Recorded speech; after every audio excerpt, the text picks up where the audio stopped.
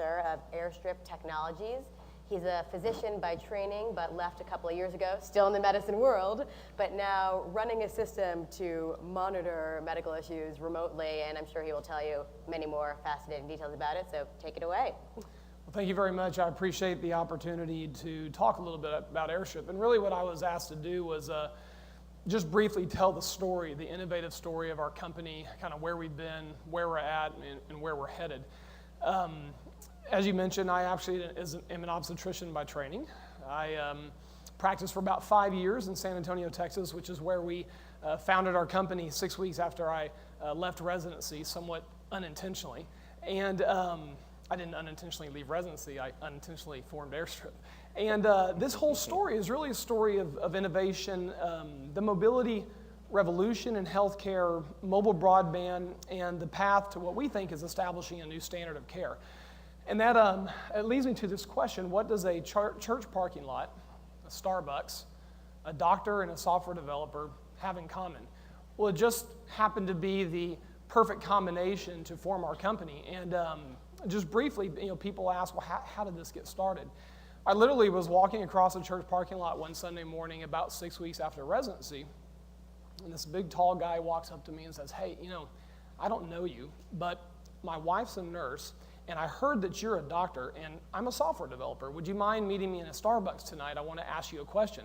Sort of an odd proposition, but I thought, well, that I'm sure that's fine. And it was actually my first night on call as a doctor, and I didn't have any patients in labor and delivery, so I went there with my scrubs, and I sat down in Starbucks, and I said, okay, what's your question? And he said, okay, before I tell you who I am and what I do, if you as a physician could see anything, do anything, on a mobile device, anytime, anywhere, what would it be? And so I thought about that for a minute. I thought, my day-to-day life involves me operating in a surgery center, covering 2 hospitals on call, admitting people from the ER, doing deliveries in labor and delivery, going back to my office, and basically running around taking care of patients in multiple environments. And I said, if I could actually see the real-time baby's heart tracing, and the mother's contraction pattern in labor and delivery, and not have to rely on the nurse's description to me over the phone, which is basically standard of care, it would change my life, it would change my colleague's life, patients, better outcomes, better communication. And so we set out that night in Starbucks to form what became the product Airstrip OB, and now almost 400 hospitals later, we are rapidly moving into the broader patient monitoring and cardiology space with this technology and this platform that we created. But if you'd ask me a question, what problem are we trying to address? And there's a lot of problems in healthcare. I've lived it. Lots of you have seen it and experienced it. But the reality is, we have this growing discrepancy. There's a rapidly increasing number of patients, older patients, sicker patients that have to be cared for, and there's a relative drop in the number of doctors and nurses that can take care of them. Irrefutably, that is what is happening in the United States right now. And we know that the number one cause of communication errors in healthcare that lead to patient injury are communication errors because of this discrepancy that is rapidly evolving. I experienced it myself. Not enough people taking care of patients. I couldn't figure out what was going on. Nurses are calling me all the time with information. And so we now set out to try and close that communication gap by delivering critical real-time patient data to these mobile devices anytime, anywhere. And it's a little bit different than what Dr. Jacobs was talking about before from the consumer-centric, patient-centric side. We are actually moving into that home space. But our primary focus right now is in the pre-hospital ambulance space, the emergency department, and throughout the broader enterprise of the healthcare setting within hospitals. So really we do this with a single platform and 3 products that can cover the entire hospital space. 1, our Airstrip OB product, which I mentioned. 2, Airstrip patient monitoring, and 3, Airstrip cardiology. Now, in about 3 weeks at the American College of Cardiology Conference, we're going to be making a global announcement about some very innovative things that we have done that have not been done before, ever, in the field of cardiology. And we're very excited about that. But our goal is to be able to come into a healthcare system and say, look, if you need a partner to deliver this real-time patient monitoring data on a wide variety of mobile device platforms as native applications, Airstrip is your partner. This is an example of some of the health systems that emerged from that conversation in Starbucks. So these are all Airstrip OB customers, some of the largest healthcare groups in the country. And several of these are actually moving forward very rapidly with our patient monitoring and cardiology product. Just to go back to that initial product we conceived that night, currently we're covering with just our OB product 400,000 births annually in the US. We're helping to avoid statistically about 200, what we refer to as obstetricians, kind of bad baby outcomes, horrible outcomes due to lack of oxygen because people could not interpret what was happening with the waveform data, avoiding about 200 of these cases every year, and potentially saving about $250 million in annual liability exposure. People ask me, is this a bidirectional system, and how does mobile broadband impact that? Well, it does matter to us, but in the very beginning, we had to architect our platform to work over even very, very slow cell phone connections. And while our system is bidirectional, for physician usage, it really is what you see that matters. The way we make decisions is based on what we see and when we see it, and making sure that it's about the right patient at the right time when I need to look at it. Very quickly, this is a very busy slide. There's a huge difference between mobile access and remote access. Remote access is basically using something like a Citrix client, which is a great product, but to tunnel into and look at an existing application that may exist in a doctor's office or in a hospital setting.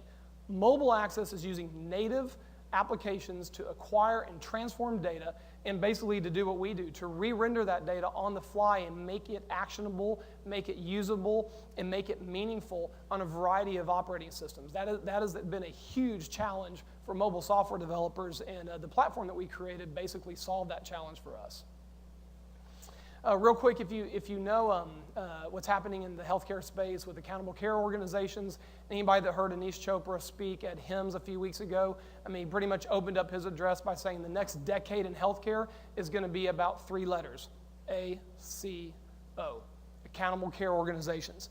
The reason why it's critical is now hospitals and health systems have a much greater sense of urgency to align themselves tightly with their doctors, to deliver to them technologies that can make a difference, and essentially partner with physicians like they never have had to before. And from achieving meaningful use compliance, Airstrip uniquely, and our technology uniquely helps those hospitals with their ACO strategies, as well as satisfying compliance for all 3 stages of meaningful use. For the sake of time, I won't read through this entire slide, but meaningful mobility is sort of our trademark now. That is what we are trying to do. We're using native mobile technology that improves clinical decision-making at the point of care through data transformation and the secure, real-time, ubiquitous delivery of visually compelling intelligence by incorporating evidence-based medicine and knowledge-based prompts. So we find ourselves now extending our platform and our technology both into the home, into the pre-hospital space, and throughout the inpatient environment, because this problem, this disparity, is not going to get better for a long, long, long time. And we've got to deploy technologies that get the right data, the right critical patient data, especially this waveform data, to the decision makers faster so they can make better decisions and make the right decisions to improve patient outcomes. Thank you. Thank you very much. Thanks for that very insightful presentation, definitely educational for me. Next we have John Taplin. He is the Managing Director of the Annenberg Innovation Lab at USC in California. It behooves me to say that he started his career in digital media entertainment by being the tour manager of Bob Dylan and the band. So I don't think we'll get to hear about that today, though, but take it away. Okay, so the USC Innovation Lab, Annenberg Innovation Lab, is really a joint venture between corporate America and the university. And I think Dr. Jacobs talked a lot about how the university research sector can really help spur innovation. And we're fortunate enough to have companies like Verizon, IBM, Intel, Cisco, Mattel, and even strange outliers like Levi Strauss support the lab, and I'll tell you why that is in a second.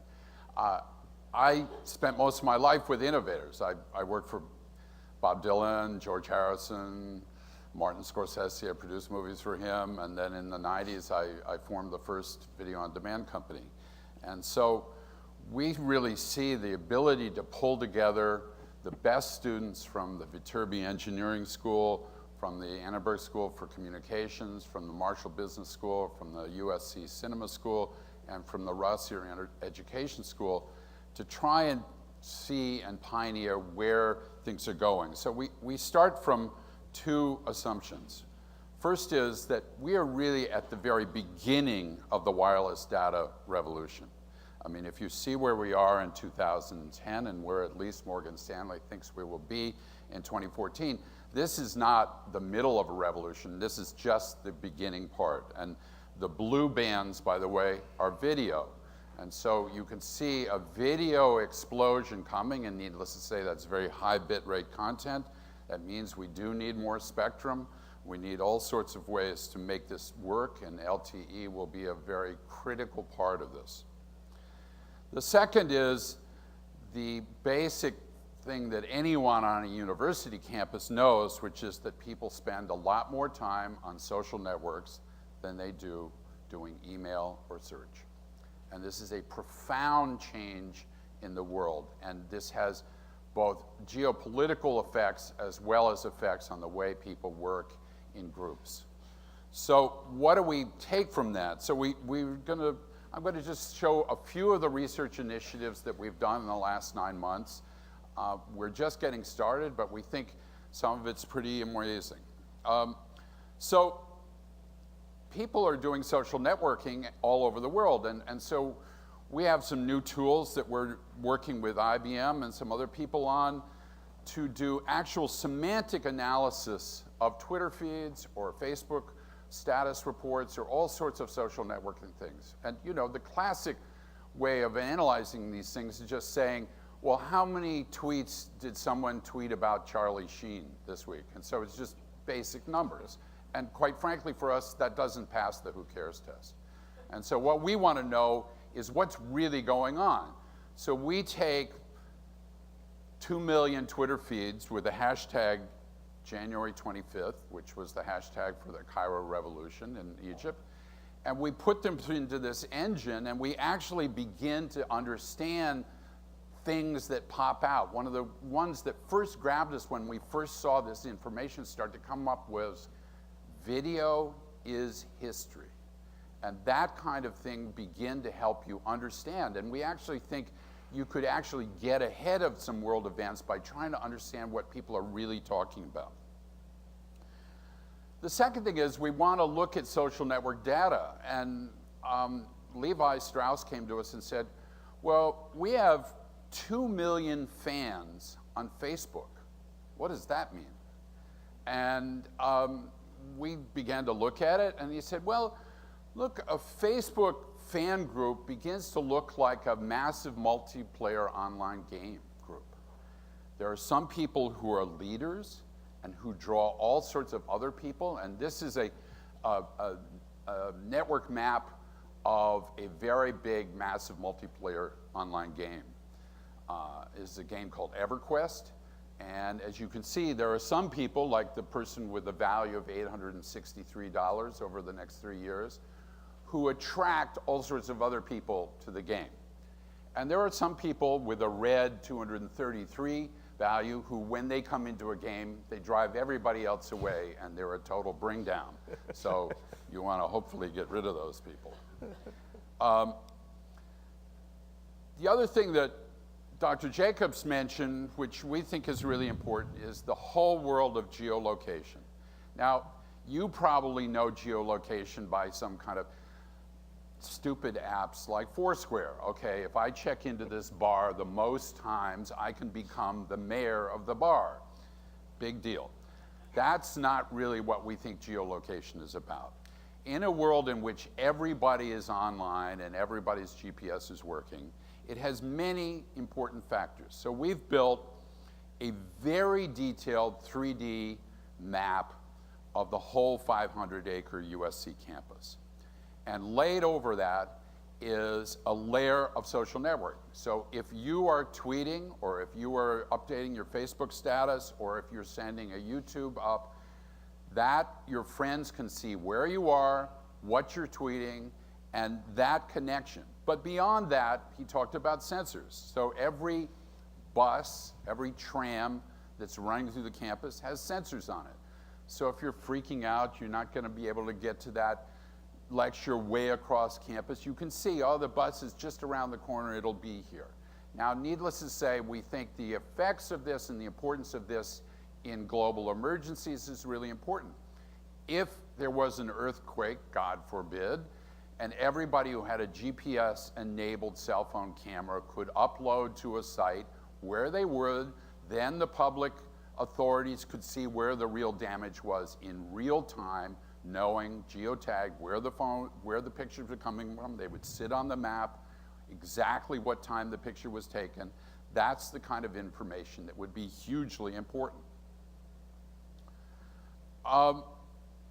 Television is the last bastion of the old media. My mentor, John Seeley Brown, who ran Xerox PARC, says we are moving from a world of push to a world of pull. You want what you want when you want it. What we are trying to see is, can we overlay some of the affordances of interactivity and social network onto the TV? Now, we're lucky enough to have a partner in Verizon that has an IP fiber to the home network so that we can run both TV and IP at the same time. So I can be watching a TV program, I can click on it, pause the video, go to ancillary information.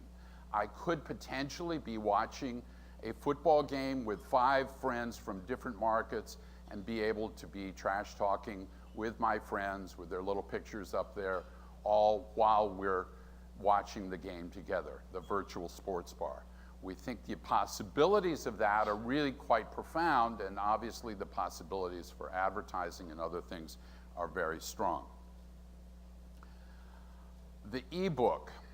We think the ebook is just at its very beginning, and we've been fortunate enough to work with Apple to try and expand the video capabilities, because we think that in a learning environment, the ability to write text but also embed video as explications of a content, especially in history and other things, are very important. If any of you have time, I can show you some examples of that, but it's really a game changer when you're able to download a book that's totally changed. And you know, as one of my students said to me, you know, I'm in Economics 101, and the textbook we have makes absolutely no reference to the financial crash of 2008, right? It was written in 2006, and all the nostrums that are in that textbook about how a regulation-free world is perfect didn't exactly turn out quite that way, but you wouldn't know that if you took Economics 101. Needless to say, the ability to update textbooks on the fly and download a new version, not have to burn all that paper, is very profoundly important. We think that K through 12 learning is extraordinarily important, and broadband will have the biggest effect of it. We are pioneering a project at the RFK LA School in LA, which is a 6-campus school built on the site of the Ambassador Hotel where Bobby Kennedy was killed. And in the center of this campus is a media laboratory. And so we believe that participatory learning is really critical. Now, what we mean by that is the ability for students to have, as Dr. Jacobs said, peer contact with each other, share things, do all sorts of things together. Now, the problem of that is that most parents don't want a 9-year-old on a social network. So what we have to do is build tools that are safe, in which the parent can approve who else is going to be on the network with the kid and how they can share homework at night from their homes. But we think these tools can really easily be built. And so with the help of Microsoft, we built a really good framework in which most of the content sits in the cloud. You've all heard about cloud computing. This is going to be a really important factor, because if kids are making little videos, all sorts of things, these things have to sit out in the cloud because you can't have them on every single device. Finally, I'm going to go over to the State Department this afternoon because they're interested in some technology that we've built that sits around mobile communities. One of the problems with lots of the talk that everybody says of how mobile technology will change democratic reform both in this country and everywhere else is that most people who are poor do not have smartphones. They are not going to get smartphones. So what we've tried to do is build a set of technologies that can go on the absolutely cheapest cell phone that will allow both communication tools, voice, video, SMS, messaging, plus the ability to form communities and blog. And we've been testing it out with the immigrant community in Los Angeles, and it's really extraordinary, the uptake of people, and needless to say, it can easily be done in any language, and it's a true participatory learning experience and allows people with very limited means to participate in the social conversation. So that's all I'm going to talk about right now. Hopefully we'll get to more later. Thanks very much.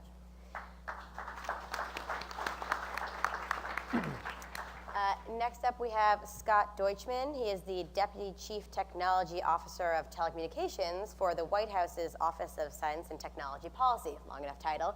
He's also spent several years working at the FCC under Commissioner Copps and some time on the Hill. So he is a DC veteran and is going to talk to us about the President's Wireless Initiative Fund. Please go ahead.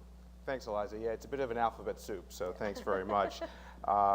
Rob, thank you very much for hosting us today. This is quite terrific. You know, Rob said earlier that for him, this is about winning when it comes to competitiveness and innovation. And I can't agree with you more, and I think the President said it in his State of the Union, which is this is about winning the future. And so this panel is wonderfully timely because I would like to talk about that for a bit to start. I would start though first by saying that I am constantly inspired and by folks when I hear what they're doing, and these folks are doing really terrific things. The ideas of e-books and cardiac care, I mean, that just is the tip of the iceberg of the conversation, I think, that we're hoping to have here today, because the power and promise of mobility and broadband, we really are just scratching the surface. Rob actually hosted a panel yesterday with folks from the White House, Anish Chopra, my boss, and others, on the American Strategy for Innovation, which is really the version 2.0 released last month. I won't spend much time on it, but I'll just say that it has three really basic pillars. One are, what are the building blocks for innovation? How do you promote market-based innovation? And how do you catalyze breakthroughs for national priorities? And it's clear to us, and it has been, that the IT and broadband, mobile broadband ecosystem has a critical role in all three pillars as we think about innovation. So let me just briefly talk about some of the things we've done, the administration has done over the last year. About a year ago, the President recognized in his Spectrum Initiative last summer, through a presidential memorandum, set the goal of freeing up 500 megahertz of spectrum for commercial purposes, recognizing, as John said, that we are at the tip of the iceberg and we need the spectrum to continue to drive innovation.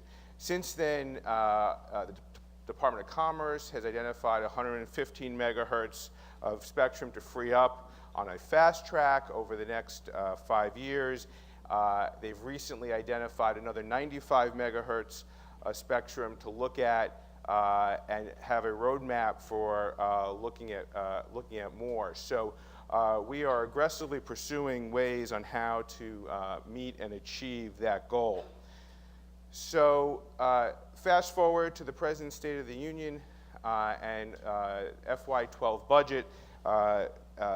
the president went to Marquette, Michigan, where he saw a phenomenal wireless network, a WiMAX network. Here in Marquette, Michigan, which is in the Upper Peninsula, there's a lot of the students on campus are at the top of a hill, and the campus is at the bottom of the hill. Well, when you get 200 inches of snow each year, there's not a lot of guarantee that you're actually going to be getting to classes. So while this might have disappointed some of the school kids, that there may not be quite as many snow days in their future, 6 folks wired together a network that now allows them to attend class and do work from the top of the hill when they're getting immense amounts of snow. And it was in this environment that he announced his wireless innovation and infrastructure initiative, which really has, I'll just go through quickly, several parts. One is we need to pursue legislation to permit the FCC to conduct voluntary incentive auctions. That will result in roughly, our scorekeepers tell us, roughly $28 billion in proceeds. The first third of that would go towards deficit reduction, and then the second 2/3 go towards strategic investments. Those investments include supporting the build-out of a public safety wireless broadband network, also go towards achieving the goal the president set out in the State of the Union of going from 95% of the country having 3G mobile broadband available to 98% of the country having 4G availability. And so we're very focused on that. And then the last piece, which is what we're very excited about, and I wanted to spend a little bit of time describing, is our Wireless Innovation Fund, which is, has to do with a $3 billion investment in research and development. And here we think we have the reasons to make that investment because we know that investments in R&D, as Rob and others have said, will have tremendous payoffs for us in the future. So how does that break down? There's $1 billion in the budget for NSF, part of doing basic R&D in spectrum technologies, emerging technologies, as well as for universities and other parts of the government to do testing and experimentation, set up test beds.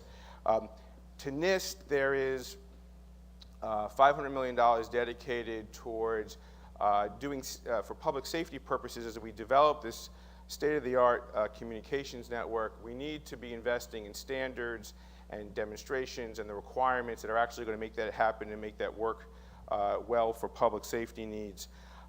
There's a $500 million in the fund for the Spectrum Relocation Fund, and that really is going to go intended for government agencies to do the analysis they need to use spectrum more effectively and more efficiently.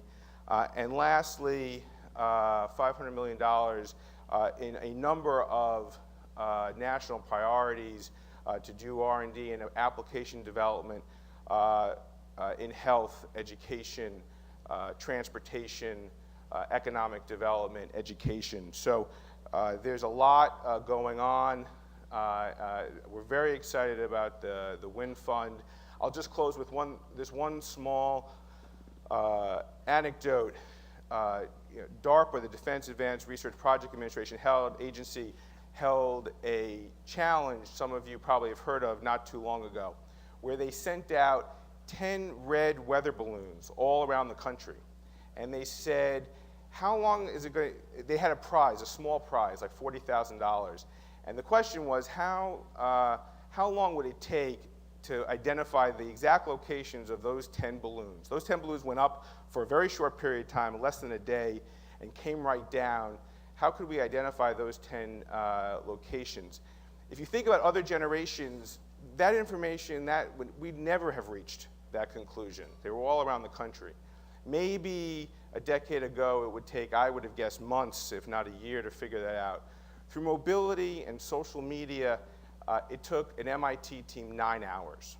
And it just signaled to me that we are advancing such mobility is adding so much to our day-to-day that those types of challenges are just the start of the things we're hoping to accomplish. So thank you very much. I look forward to questions. Thank you. Next, we have John Liebovitz, Deputy Chief of the Wireless Telecommunications Bureau at the Federal Communications Commission. I'll tell you a little bit more about him, but before I do that, I just want to remind everybody in the audience to text questions if you would like to. The number is on the screen to your right and left if you're thinking of them as they're speaking. Mr. Liebovitz was the Spectrum team lead for the National Broadband Plan, which is quite a huge position of responsibility. So please take it away.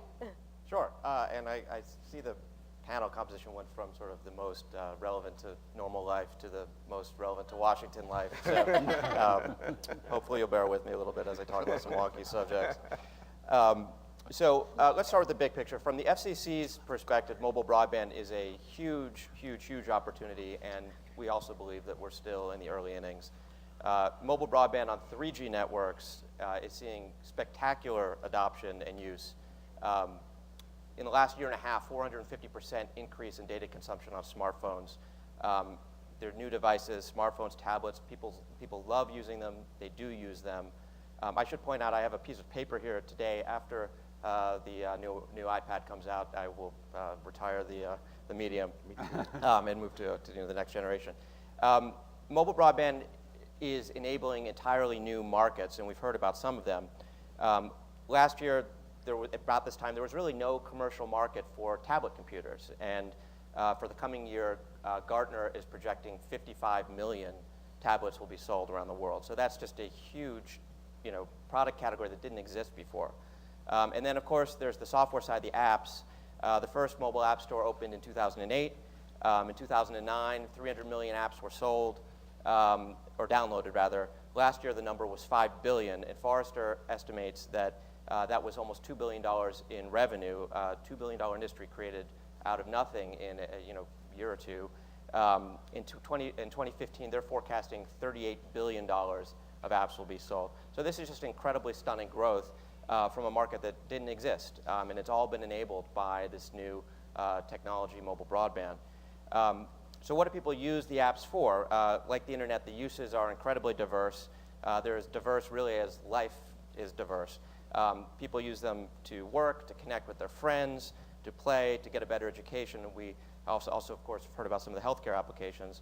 On this last point on the point about education, yesterday, the FCC Chairman, Julius Janikowski, announced, and Dr. Jacobs referred to this earlier in his talk, a Learning on the Go wireless pilot program, which will help K-12 students connect to the internet at home and increase their access to digital textbooks and other digital materials and learning tools. And we're excited about this. It's just sort of a small step forward, taking an existing program and retooling it towards mobile broadband. So let's talk about Spectrum for a minute. Scott's touched on it already, and one of the great things here is we've got people in the administration, Congress, and the FCC really working together on this problem. But Spectrum is the lifeblood of mobile broadband. All wireless networks depend on the airwaves. So making more spectrum available is probably the single biggest thing the U.S. government can do to promote the growth of mobile broadband in America, at least from our perspective. Our view is we're about to face a spectrum crunch, and that left unaddressed, it could be a big problem for consumers, for industry, and for the economy as a whole. Flipping that around, if we are to proactively make a lot more spectrum available, we think it can open up a lot of opportunities. I think you heard some of the revenue numbers that Scott mentioned about tens of billions of dollars of auction value of spectrum if it's made available. That's the fiscal value, but that, in the big scheme of things, that's not really the most important thing. Most economists see the social value, the value to the economy of the spectrum being multiples of that. So you're talking about hundreds of billions of dollars of economic value that can be unlocked if we can make the most of this very important and scarce resource.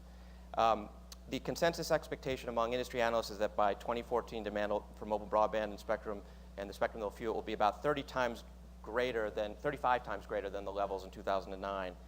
Cisco has a very good forecast that a lot of people pay attention to. They project between 2009 and 2015 almost 70 times growth in demand for mobile broadband. While we're already planning to put more spectrum on the market, and we have a little bit in our inventory at the FCC. We see a huge gap between supply and demand, and so that's sort of motivating a lot of the steps we're taking to make more spectrum available. We released a paper last fall which talked about the supply-demand imbalance and tried to quantify the sort of economic value of it. The value was we viewed as potentially over $100 billion. In order to realize the opportunity for education, energy, healthcare, and other applications, we're going to need to find more spectrum. So let's just talk a little bit about how we're doing that. I'll try to keep it high level, and we can move to questions. The National Broadband Plan, which I was part of, recommended that the government find a way to free up or make available 500 megahertz of spectrum for broadband use in the next 10 years, of which 300 megahertz in the next 5 years for mobile broadband use. This also obviously very sort of parallel to the administration's initiative. Toward the 5-year goal, the National Broadband Plan identified 280 megahertz of spectrum, sort of line by line, and people can read about that in the Broadband Plan, Chapter 5, the Spectrum chapter. I just want to give a quick progress update on some of the things we've done. Last year in May, the FCC took 25 megahertz of spectrum that had been encumbered. It was next to the satellite, XM Sirius satellite spectrum, which I guess is being used across the street. But it had been, because of the rules and some technical issues, basically there was 25 megahertz of spectrum that was already licensed, already out there in the hands of companies, but couldn't really be used for mobile broadband. We did a series of tests, we worked with the engineers, and we managed to change the rules in a way that we think will unlock the value for mobile broadband. Last summer, we undertook a proceeding to expand the usability of spectrum that's been allocated for a service called mobile satellite service and make it more useful for mobile broadband. There's been some progress on that regard, and it's a complicated problem, but we've made some good progress. In November, the Commission launched a proceeding about the TV bands, laying out a framework for how TV broadcasters might have new options for how to use their spectrum efficiently. That, in turn, could potentially free up more spectrum for mobile broadband. And then, Scott mentioned this, but the Department of Commerce, the NTIA, released a plan to make 500 megahertz available, and they have a whole sort of parallel path. On the government side, we've been working with them to understand what are the best bands and what's the way to think about prioritizing them. We put out a public notice earlier this week that asked a series of questions about the bands that the NTIA mentioned. So all of this is incredibly necessary, but it's, in our view, not sufficient to meet the mobile tsunami that we're facing. We look at it as we have a toolbox, a set of tools that we can use to make spectrum available, and fundamentally we think there's sort of two ways in which we need to expand that toolbox.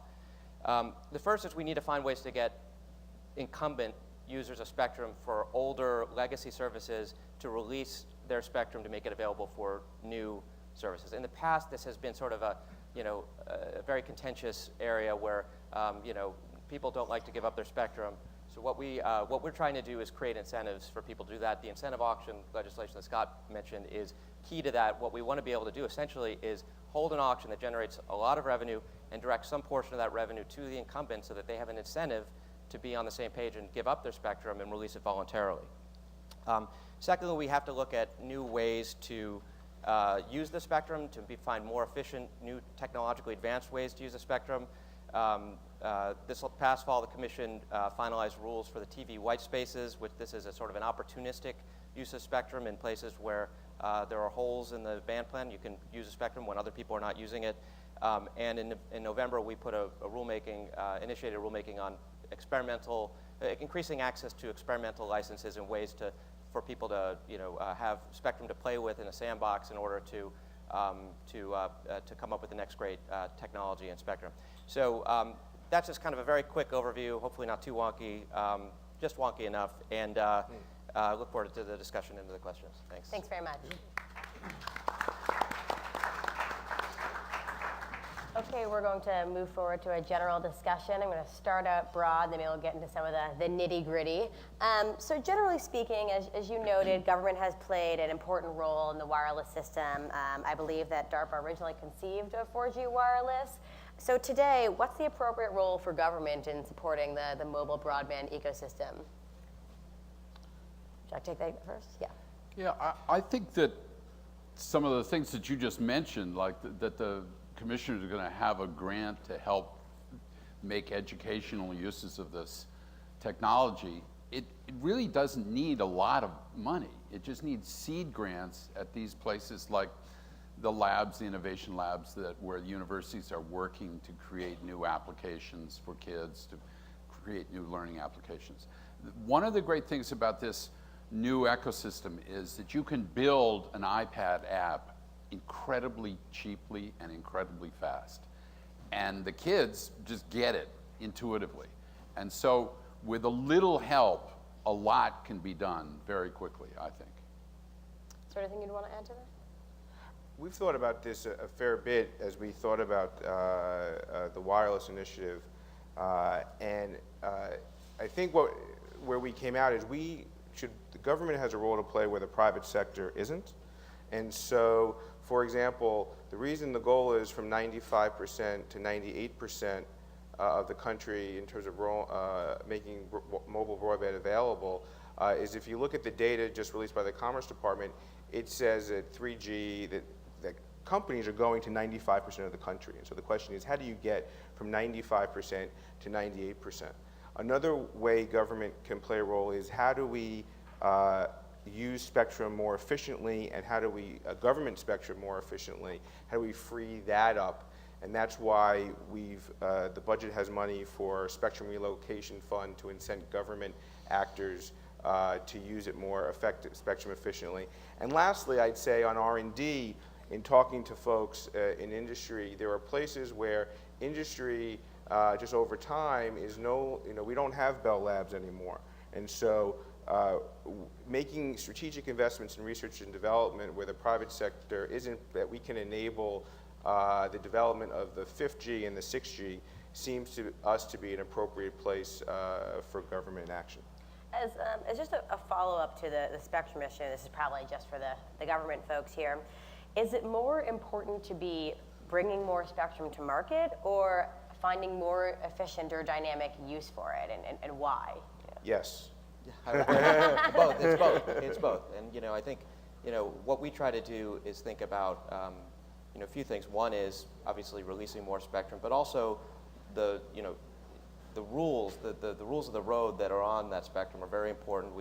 There's been a big trend over the last 20 years of the FCC, and we hope to continue it, of making the rules more flexible, so people are less constrained by what the government thinks is the right answer, and more able to experiment with what industry and what the people in the labs think was the right answer, and also more predictable. I mean, I think we've been seeing recently a lot of the issues that have held back the value of the spectrum relate to some uncertainty at the borders. I've got a band, I've got a license, and there's a guy next to me that's got a license, and they're afraid I'm going to interfere with them. I'm afraid they're going to interfere with me. So there's a role of government of just trying to create help people have good fences to create good neighbors, but also thinking creatively about the fence can look very different depending on the technology. So that's, I think, a very important role that we have at the FCC. Yeah, I just had one other thought, and I know this is probably not kind of thing politically correct to say in Washington, but Go for it. There is, I would estimate that 87% of people get their TV signal today through either satellite or cable. So for that 13% who still use broadcast, we are holding up all the broadcast spectrum, which is just gigantic amount of spectrum. It might be smarter to pay poor people subsidized cable service and let all that spectrum be used for other uses than to maintain this ridiculous system where the broadcasters control so much of the spectrum. Right. If only the broadcasters were here to respond to that now. Although, if I'm not mistaken, government is actually the largest holder of spectrum. Is that correct? Or is that debatable? I think it's hard to count. A lot of spectrum, when you really get into the details, a lot of it's shared between the government and the commercial sector, and the devil is really in the details of how that sharing works. So depending on how you count, you get different numbers. So I wouldn't want to put a blanket number on it. But the thing I would say, and this goes back to your other question, is while freeing up spectrum is important both on the government side and on the commercial side, spectrum's a finite resource. It's a scarce resource. And so I think everyone recognizes long-term, we're going to need to find other ways to better use spectrum, which is why investing in new technologies to better share spectrum, use it more effectively and efficiently has to be part of the solution. Cameron, is interference an issue for you, and is that something you're looking to the government to help with? It's not a big issue for us, just the way our system is architected. And as you expand down the line, because that's a big issue here for sort of public safety and. Yeah, I mean, it's pretty complicated the way we architected our platform a while ago and have evolved it. Even dealing with the FDA right now, we have to deal with issues of device connectivity and interference and get into these issues of spectrum. But we've been through all that and feel pretty good about how our system works. It's just not a big issue for us. Well, that's terrific to hear then. I see on our monitor 2 web questions already, but I don't see them. If they want to bring them up, I'd be happy to ask the panel, but if not, I will proceed with my own questions. So how could government agencies leverage mobile broadband and devices to increase the efficiency of government services? Wow, that's an entire panel all on its own. There are just so many different ways to provide government services. A couple of ideas, and I'm sure the folks have lots of others. In some cities, for example, 311 service, you call on the phone, you report a problem. Well, San Francisco, I think, has opened up the data for those of where problems are occurring, whether it's potholes or your lights are down or whatever, and instead folks have developed apps so that people can now, when they drive down the street and there's a pothole, they can text right to the person in DPW who's responsible for making sure that pothole gets fixed. And not only does it make it quicker response, but it also reduces the cost of their call centers. So it's sort of a win-win. There's lots of, our immigration service has instituted text messaging to notify applicants about the status of their applications. That has increased customer satisfaction and reduced costs. I think that there are, yesterday the administration announced ARPA Education, which is, the same thought that DARPA invented the internet or GPS. If you could bring that innovation to education so that things that the school districts are using, you learn as you go and the software updates it and becomes more effective. I could go on and I don't want to hog the time, but there's lots of different ways. Anybody else want to chime in on that one? Okay, we'll move to a text question then. I also thought of this issue as you were speaking about it. Are there privacy concerns related to the technology being developed by Annenberg in terms of social network access provided on inexpensive phones for the poor? So the issue of privacy in the mobile wireless world is gigantic, and I'm not sure that people are really willing to take it on right now. What do you mean by people? Well, a friend of mine who is happens to be a vice president of R&D at Qualcomm said to me that 3 young entrepreneurs came into his office 2 weeks ago with an idea, a pitch, which was, here's the perfect new application for a mobile phone. 21-year-old guy walks into a bar, sees a beautiful girl at the bar, takes out his wireless phone, takes a picture of her.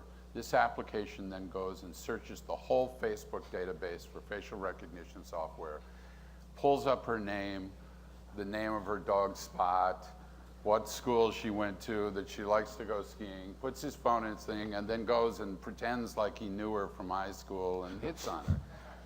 Now, my friend threw them out of his office, but he said to me, someone's going to finance that application. And that, to me, is the worrisome side of all of this. And, you know, the problem with a lot of engineering companies in Silicon Valley is if it can be done, it should be done. And sometimes we probably have to have some adults in the conversation, and I'm sure the FCC and the FTC will begin to get into this. And that's part of what we at Annenberg, why we wanted to build this geolocation network, because we wanted to ask students, you know, there is a presumption at Facebook that nobody cares about privacy. And I don't think that's right. And quite frankly, I think 22-year-old kids do care about privacy. What they are engaged in right now is a trade. If I give you some data and I get a better deal or more relevant advertising or something, then that's a fair trade. But don't play with me, you know, and that's the big problem. Are privacy concerns for you at all with the sensitive data? For sure. I mean, in the healthcare space, you know, maintaining HIPAA compliance and abiding by HIPAA regulations, also being an FDA, you know, 510K medical device, essentially, even though we're software, yeah, it's a huge concern for us, and we have to maintain very detailed audit trails in our databases of usage. You know, we never have any patient data is ever stored on a device. You know, the data's view only. The minute you log off or you leave your phone or iPad somewhere, it's all gone. Nothing's ever stored. So absolutely, HIPAA compliance and patient privacy for the data we transfer is of paramount concern to our business. Would you guys like to chime in at all to the privacy issue? All I would add is, you know, there is clearly a balance that is here. Certainly, the Commerce Department actually has a request for information, comments to help them develop views on those issues. FTC is working on it. These are, you know, as John said, these are important questions. We'll take another question from the audience. So there's a lot of discussion that seems to focus on preteens through children of the 80s. As America ages, where do older folks fit into this conversation? They may not necessarily be hopping on the iPad. Maybe you want to take that first? I think that's not true. I mean, if you look at Facebook stats, the biggest growth of people signing onto the network are over 40. So something's going on in which the older generation has embraced the notion of social networking, and maybe they want to stay in touch with their families or whatever, but I think the adoption of technology by the older generation is totally there. Now, can we work with the School of Gerontology to improve how the handset and how you act with it? Yeah, of course we can. But you know, if you play with an iPad, it's pretty cool and it's pretty easy to use, and it's awfully intuitive. So I think the technology is going in the right direction. Yeah, I would say too, part of the, when we first started 6 or 7 years ago, and the only convergent device was a you know, Windows CE device, I think from T-Mobile. And you know, hospital administrators would tell us, well, you know, this technology is going to be great, but gosh, our older physicians will never use it.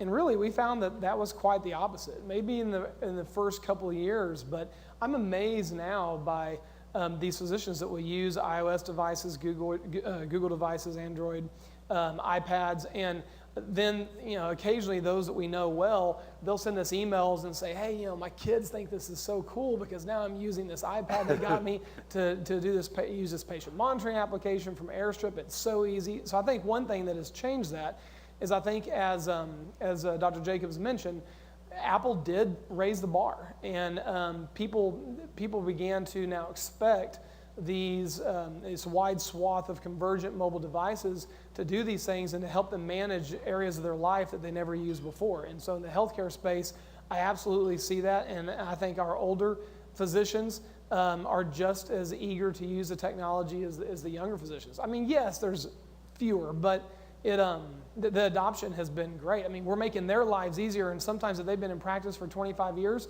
if we can help them a lot with their workflow, they're even more grateful than the kid who's 2 years out of residency, you know, running around the hospital with boundless energy. I would just add one other point. One of the things I'm passionate about is accessibility for the disabled.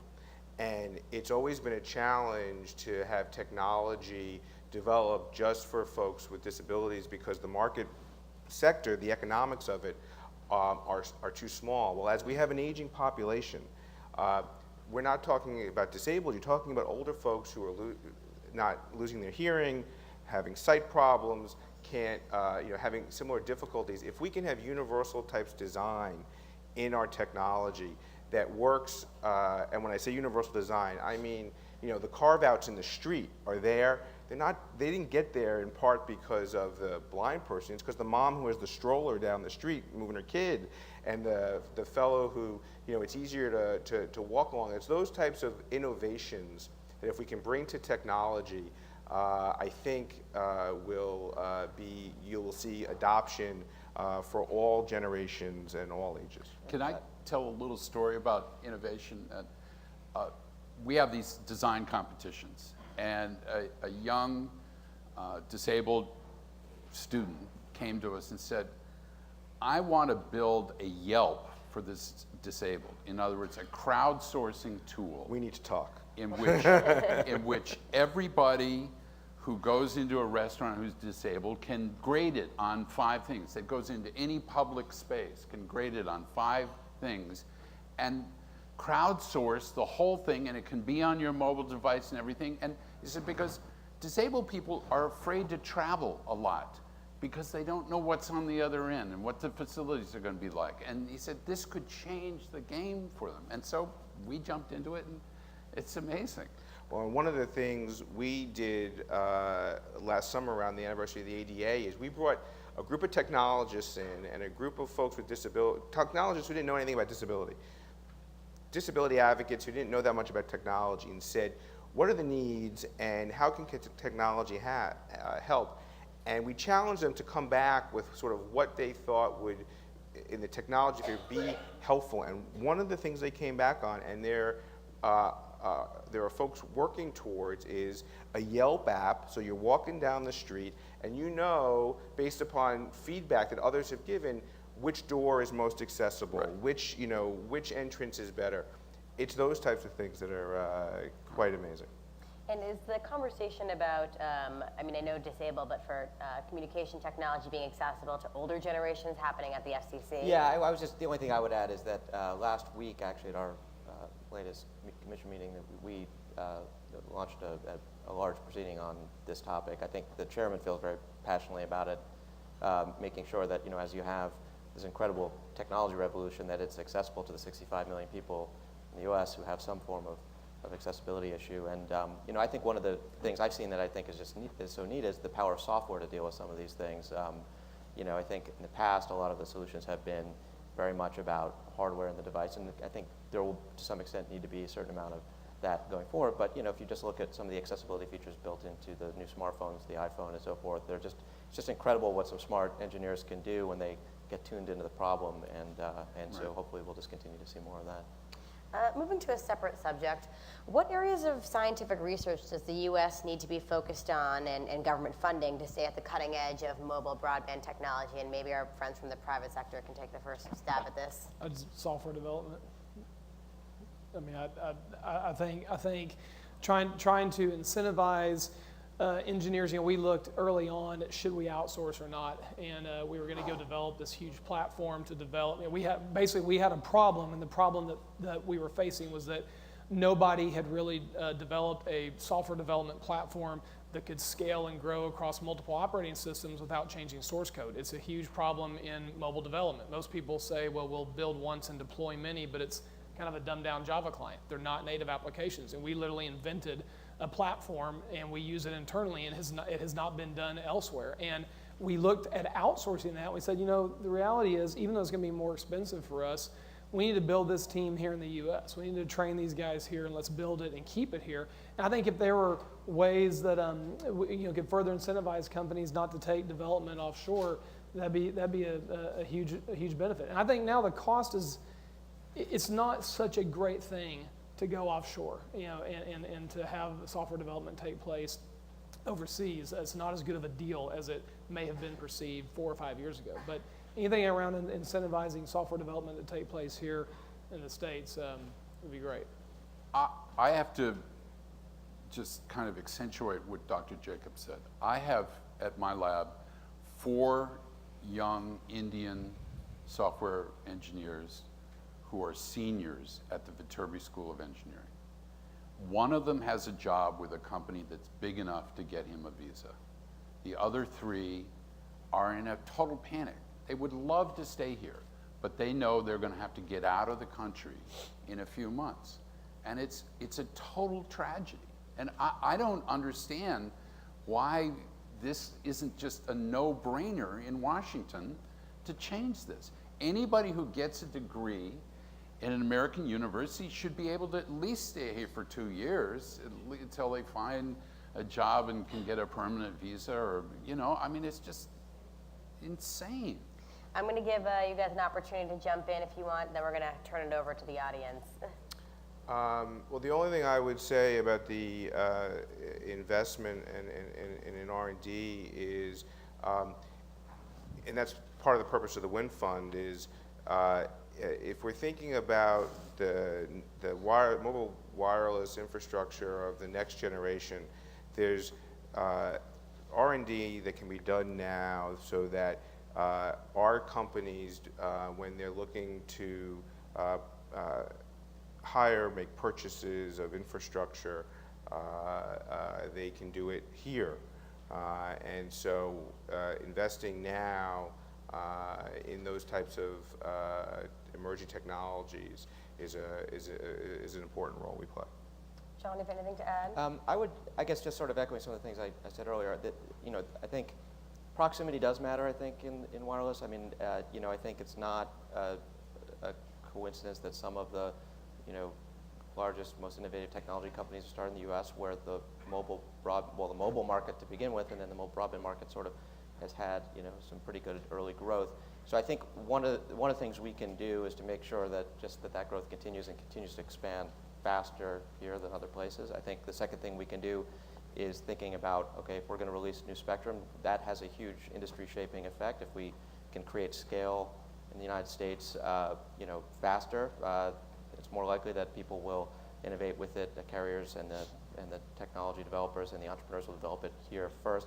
And then thirdly, as I mentioned, we have this proceeding going on at the FCC now about experimental use, and so just giving people the right kind of sandbox so that if you've got an idea and you've got a university lab, you want to try out a new wireless technology that maybe doesn't exactly fit into the existing rule set, just because it cuts in some way that no one had thought about before, we got to make sure that those people have the opportunity to you know, incubate and test those technologies and get them to a point where they can be rolled out on a bigger scale. So I think all those things are really important and have you know, potentially, they're not, you know, spending money in the sense of, you know, appropriated R&D, but they actually have a huge effect in channeling private investment towards these types of technologies.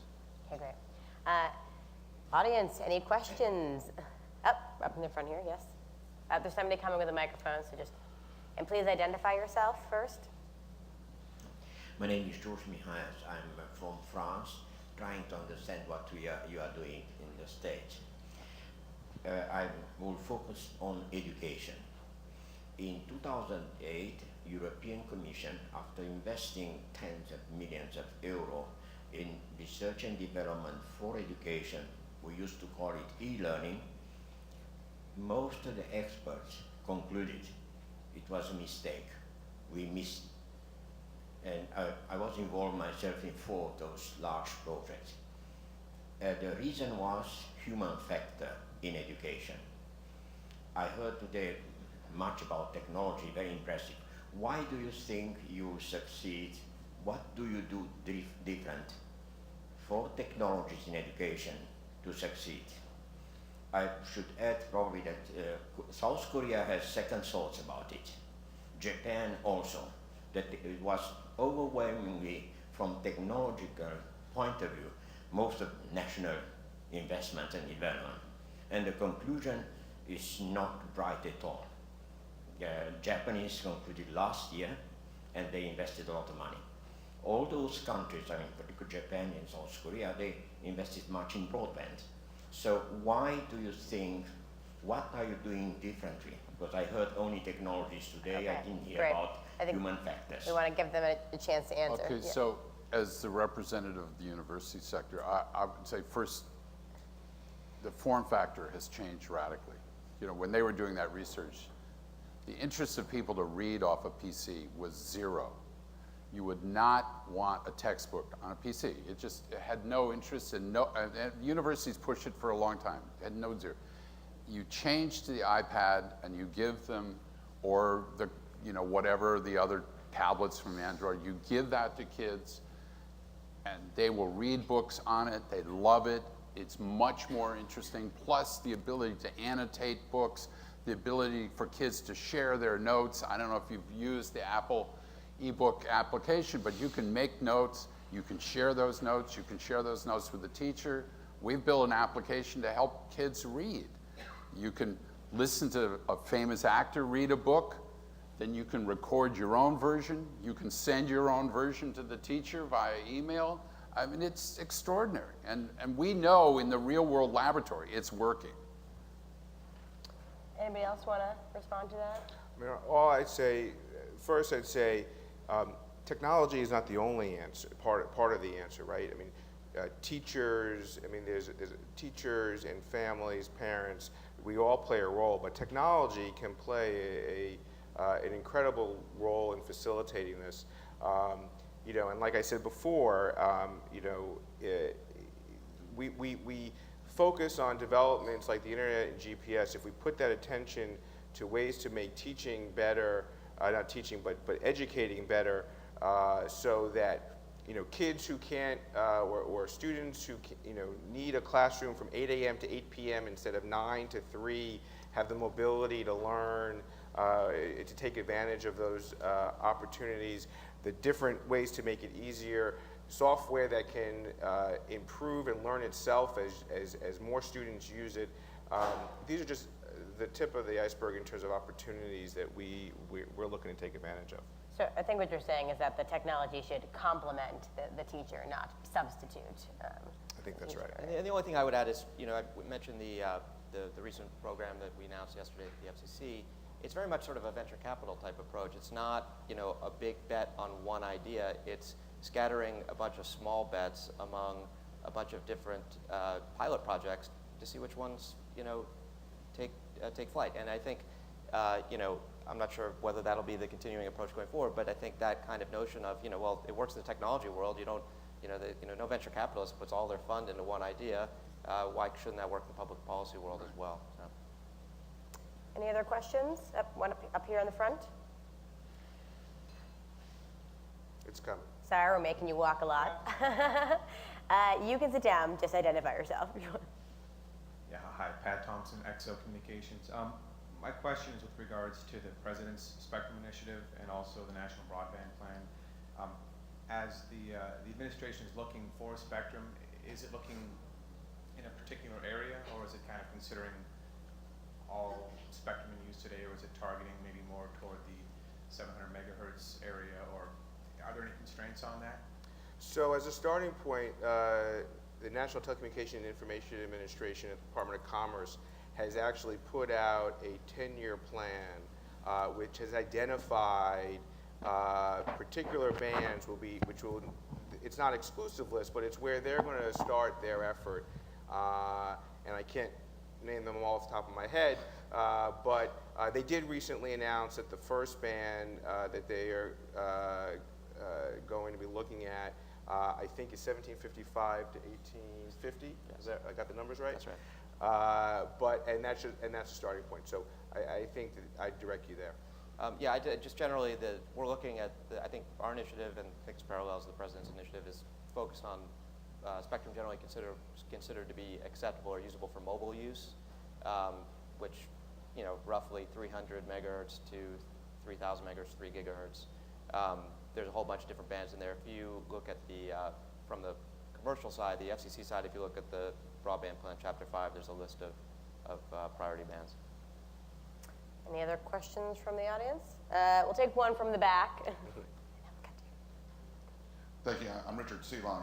I'm looking at the panel, and the more I think about this, as well as what Rob led into the panel, the two gentlemen to the left are doing what I refer to as innovation in spite of. They don't live in Washington, D.C. They rarely probably want to show up in this town, but they're doing some really cool things with the people and the institutions. not to take away from the two gentlemen on the other side, but aren't we at a stage where we're thinking for a living versus, in a sense, what Rob mentioned, which was, I think, making for a living? And that's kind of what this transition is in the country. So how does that square with your innovation in spite of, Ken, what you're trying to do in healthcare, what you're trying to do in other spaces, to all of this policy and investment? I'm kind of lost between the thinking for a living and making lots of money and changing and transforming this country versus manufacturing or making for a living. Want to take a first stab at that? It's a bit Yeah, broad topic.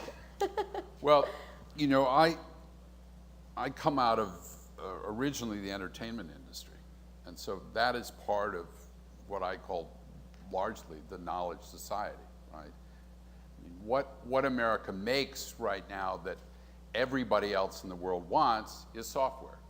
It makes movies, music, software programs, video games, all sorts of other things.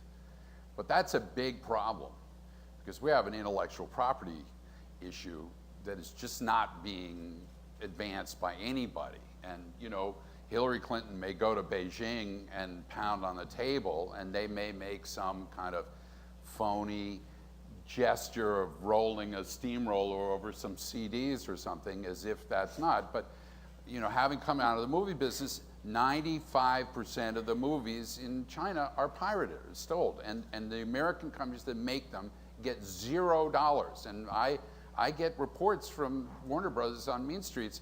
I know there is somebody in China is watching that classic Martin Scorsese movie, but I have never received a cent from China for video demand. So it's one thing to say we're going to be a great knowledge society, but if we can't protect our knowledge, we're pretty well screwed.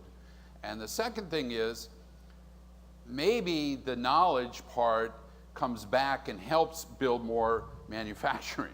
Because needless to say, if Qualcomm could decide to make its factory in Arizona as opposed to Taiwan, that would build some jobs. But the first issue is, how are we going to stop the rest of the world from just deciding that everything we make in the knowledge world should be free? Anybody else want to take a stab at that? Okay, we had one question up here in the front, and then we have one more web.